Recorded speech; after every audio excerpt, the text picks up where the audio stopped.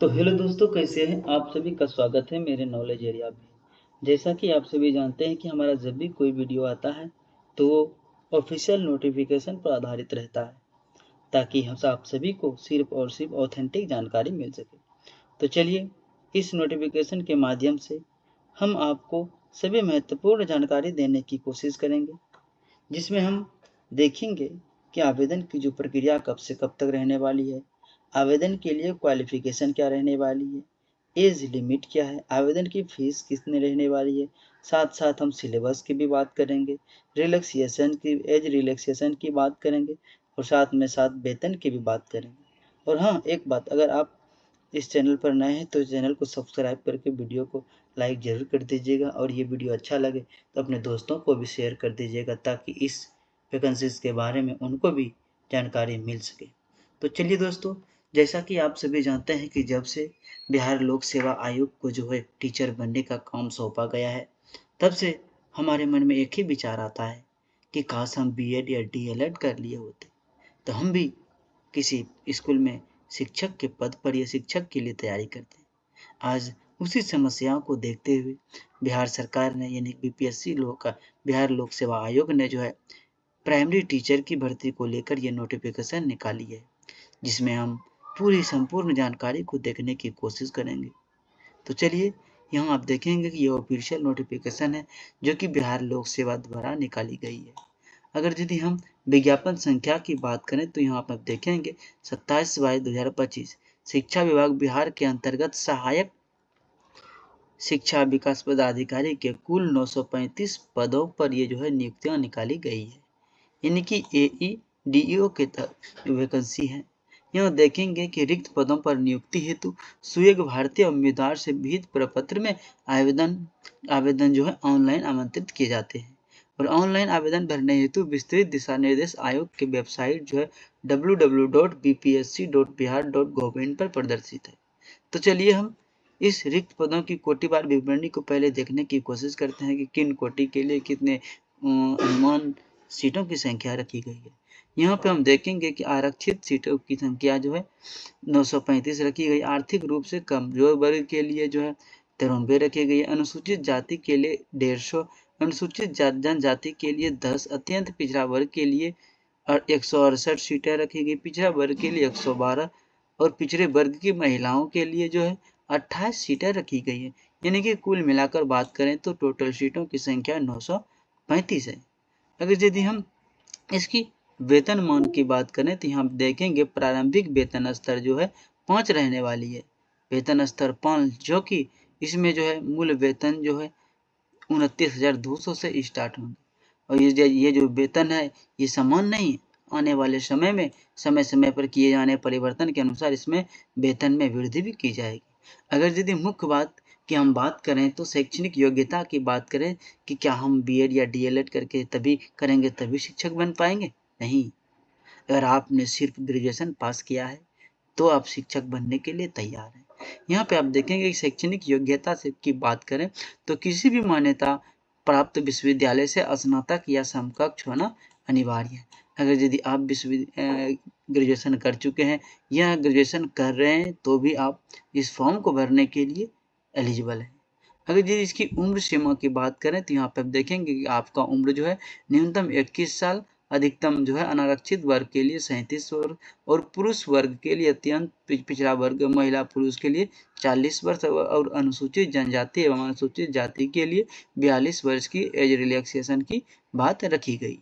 चलिए हम इस चीज की चयन प्रक्रिया की बात करें तो यहाँ पर देखेंगे विज्ञापित पदों के विरुद्ध जो है नियुक्ति हेतु सुयोग्य उम्मीदवारों के चयन के लिए लिखित परीक्षा वस्तुनिष्ठ किया जाएगा, यानी कि सबसे पहले आपका एक एग्जाम होगा जिसमें जो ऑब्जेक्टिव टाइप का जो क्वेश्चन रहेंगे।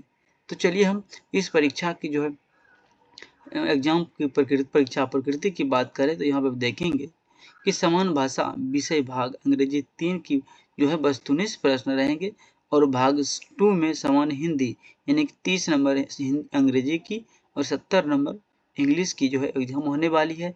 ये भी ऑब्जेक्टिव रहेंगे और 100 नंबर का जो है प्रश्नों की संख्या 100 रहेगा, 2 घंटा की अवधि रहेंगे और जो है 100 अंक का रहेंगे। कुल क्वालिफाई मार्क की करें तो यहाँ टोटल जो है 30% लाने पर आप इसमें क्वालिफाई होंगे। समान अध्ययन की बात करें तो ये भी वस्तुनिष्ठ रहेंगे। 100 प्रश्नों की संख्या 100 रहेंगे, समय आपको 2 घंटा दिया जाएगा और जो है कुल अंक 100 रहेंगे।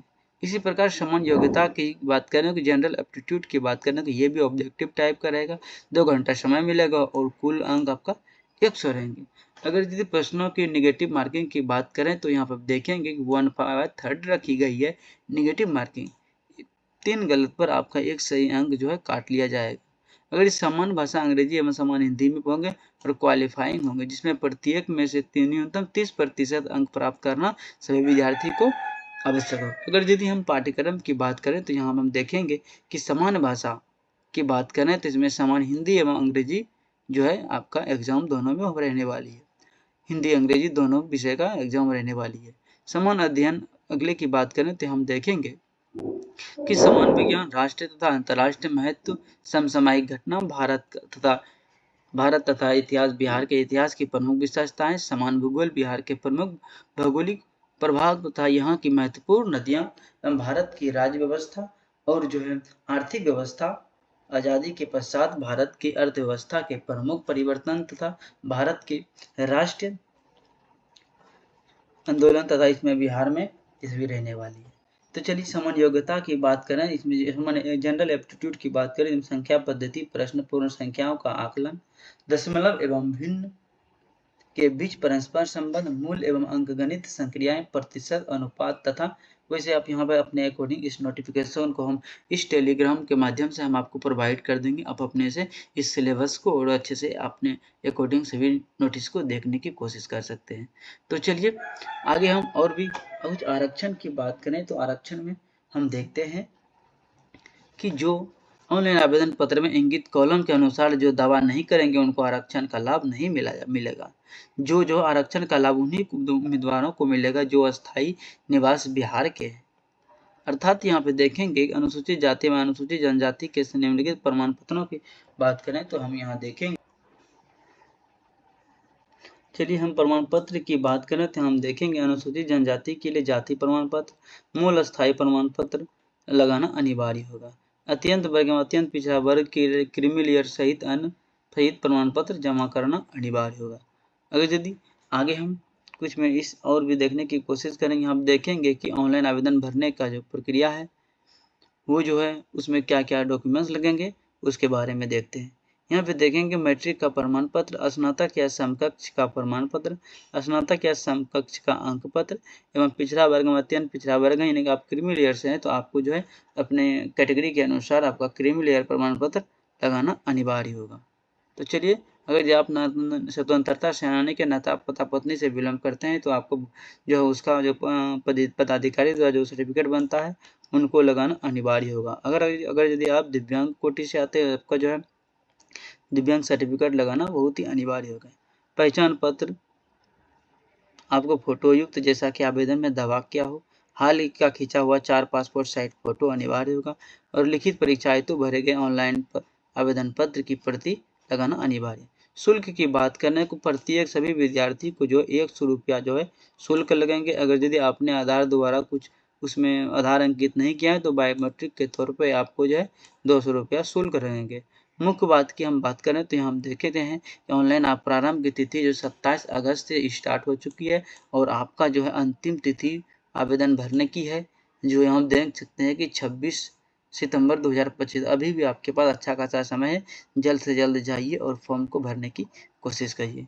ऑनलाइन आवेदन भरने की जो परीक्षा है प्रक्रिया जो है यहाँ आप जो OTR के माध्यम से कर सकते हैं। अगर आपका OTR पहले से हो चुका है तो आप इस OTR को नहीं भी करेंगे तो आपको तो ज़्यादा समस्या नहीं है।